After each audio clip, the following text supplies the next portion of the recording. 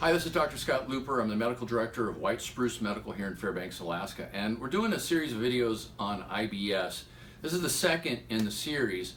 We started with a story of a woman who came to see me recently in her mid-30s. She's got a couple of kids and she's got a bad case of IBS, so much so that she can't hardly go anywhere. So in the last video we left off at waiting for the results of the test that we ran, stool test, to figure out what the heck was in her colon that's causing so much irritation. And the test results came back that she had really two main organisms that were causing this. Number one, she had this amoeba known as Blastocystis hominis. And then secondly, she had a bad strain of E. coli.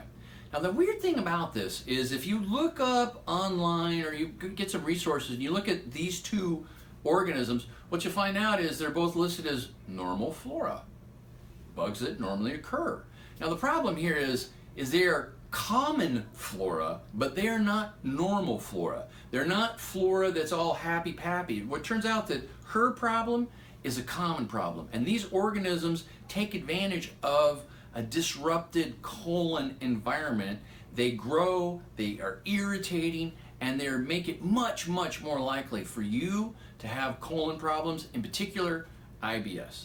So the treatment in this situation, really, it's a combination of things. And if you think of IBS as cramps and you think, I need to take something to get rid of the cramps, there's medications you can take and there's natural substances you can take as well. But it's only the tip of the iceberg. What you really should be asking is, what can I do to normalize the colon function and environment? And think of it really as a garden. And in this case with this woman, her garden has weeds. So what we need to do is get rid of the weeds, but more than that, we need to build a beautiful ecosystem where everything runs together and it's resilient. So here's what we do. Number one, kill the weeds. So we put her on stuff to kill the weeds. Now you can do antibiotics, but antibiotics act as like a blowtorch in your garden. They kill everything down to the bare ground. You know, in some cases you may want to do that. Most of the cases you don't. It's easier just to knock out the weeds and build up the good stuff that you have rather than knock it all out and start again from anew. But you know, people are different. In her case, what we did is we put her on some herbs that knocked out the bad bugs. I can talk about the specifics of it, but let me keep it simple, some herbs. Second thing we did is we fertilized. And we had her take things that built her gut up. One of those things is glutamine. It's an amino acid that's very, very helpful for building up the lining of your intestines. Another one is a thing called fructooligosaccharides, FOS for short. It's sweet, it's tasty, the bugs love it. It's fertilizer is what it is. And the last thing was just simple fiber, soluble fiber. We had her eat foods that were high in fiber, and we basically put plenty of fiber down. And we, you know, as humans, we can't digest the fiber ourselves, but our healthy bugs love it. That's what they live on. We did all three of those things, and over a period of several weeks, she got better.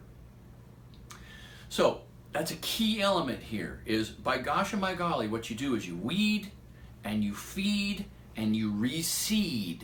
And the reseeding was probiotics. We put her on some probiotics because if you're killing stuff, now there's open real estate. And any old random bug will take advantage of that. But if you seed it with healthy organisms, they take root, they grow, everything's hunky-dory. And now she's got her life back. Okay, so let's take a break right there. We're going to do the third segment, the last segment on IBS here next. But I want to let you guys know this has been Dr. Scott Luper, Medical Director of White Spruce Medical here in Fairbanks, Alaska, here to help.